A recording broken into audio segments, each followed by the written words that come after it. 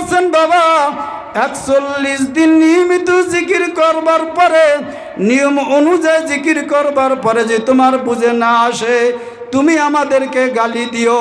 লক্ষ লক্ষ মানুষ পরীক্ষা করছে, আল্লাহর কুতুবদের কেউ গালি দিতে পারে নাই। তার মানে কি বুঝে আসিয়া গেছে, কথা ঠিক কিনা ভাইরা আমার? এই জিকির কেন দিছেন?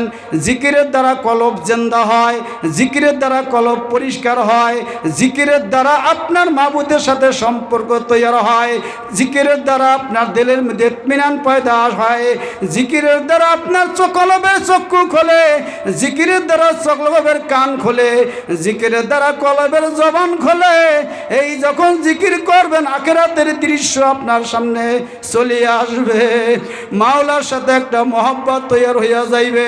দেখবেন আপনার নামাজ